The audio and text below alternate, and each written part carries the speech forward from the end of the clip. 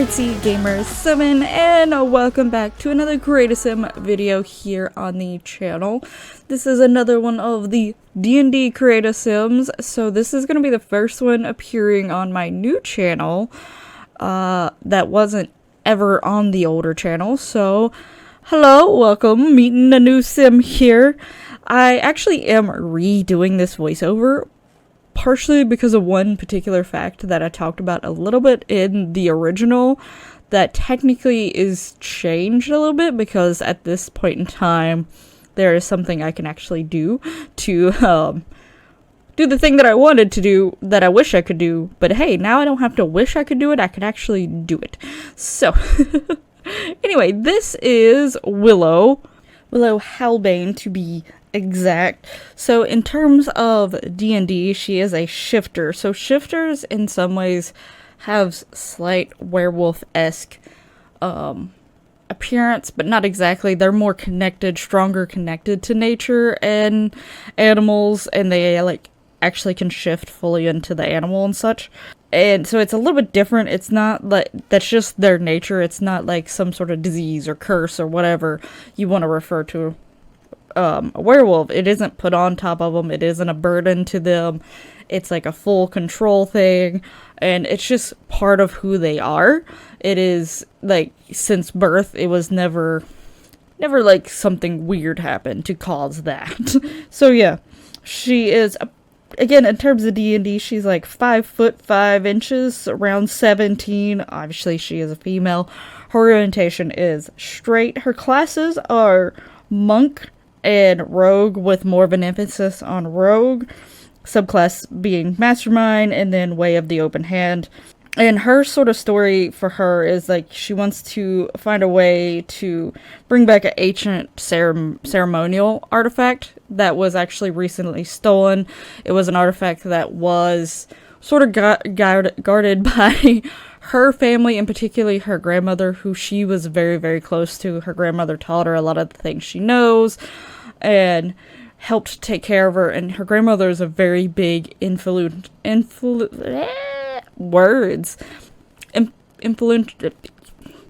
role model to her. So when the artifact was taken, it was stolen. Basically, most likely it's stolen in terms of something for money, or, you know, most likely along those ways. She's not entirely sure, because they're not entirely sure who stole it. They just know the time frame of when it was stolen. Her grandmother had been sickly and ill, like, for a couple of weeks, and on one night it was there, and in the morning it was gone. So they know the time frame of when it was stolen, and immediately from then on, Willow was very determined that she was going to get this artifact back for her tribe, and also because she felt like she had to do it for her grandma. Like, it was part of her responsibility to bring back this artifact, because her family at the time was the one in charge of guarding it, and because her grandma was ill, maybe it wasn't guarded as well as it could have been. Maybe there were steps that they should have taken to better protect it. So she feels partially responsible for it being missing, and feels like it's up to her, that she has to bring this artifact back, because it is such an important artifact to her tribe.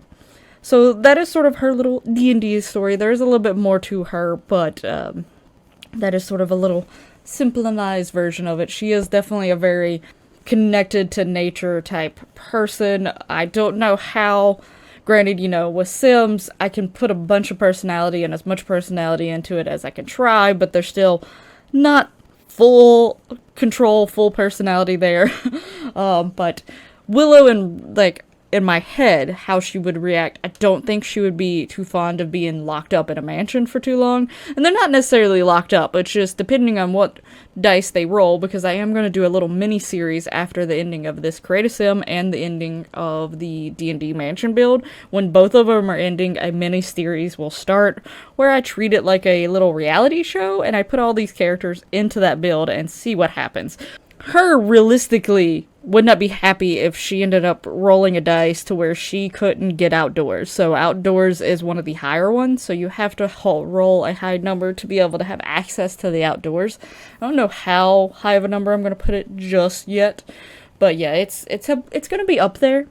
And she's definitely the person who will want to be outdoors as much as possible. She is not an indoorsy person, and what indoor she's used to is probably more like huts and things like that, not like full-on fortified structural buildings that are sort of made up with nice things. And not necessarily saying that, you know, her housing situation wasn't nice, but I'm meaning like more modern, more technological stuff.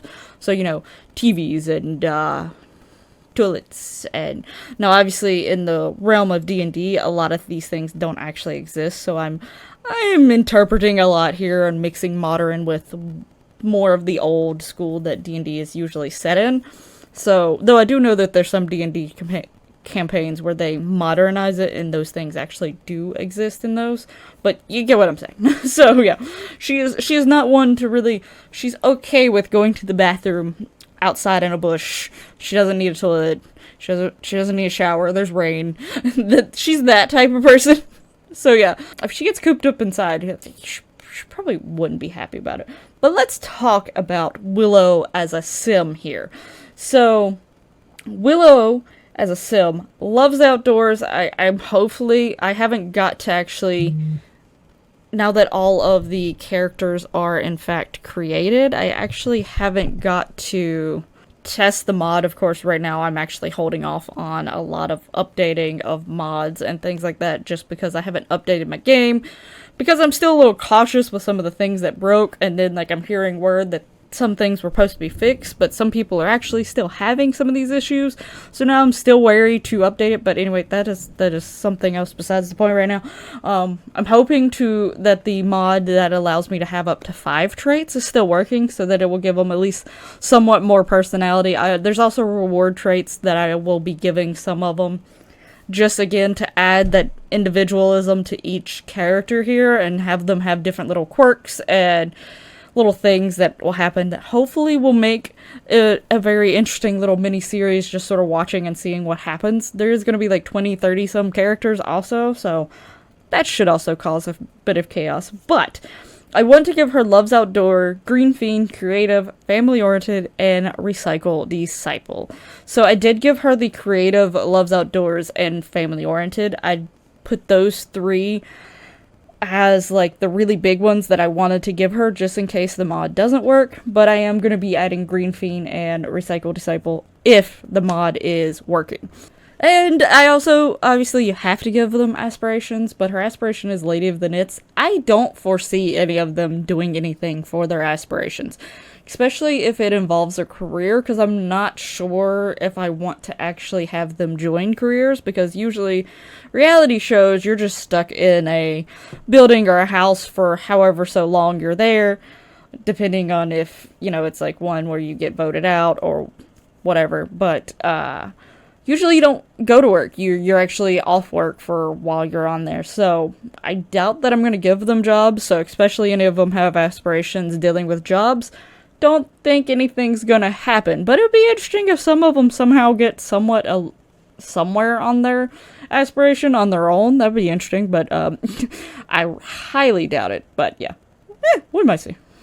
Now, as far as Willow's looks, I did take a more of a Native American sort of inspiration from her, for her creation, and trying to get that vibe with a lot of the clothes that I currently had in the game was a little bit harder, because some of them were like it wasn't giving me the full vibe that I wanted to, so I had to pick and choose, like, am I going to go for asymmetricalness, or am I going to go for looks like it is an older style of clothing, or that it was handmade.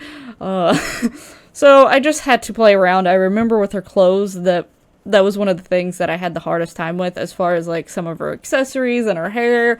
That wasn't hard, but when I got to her clothes, like I was like really struggling. For the most part with most of these characters, I'm semi-modernizing them, but still trying to give elements of their old connection, or like the whatever older style clothing that they were gonna do.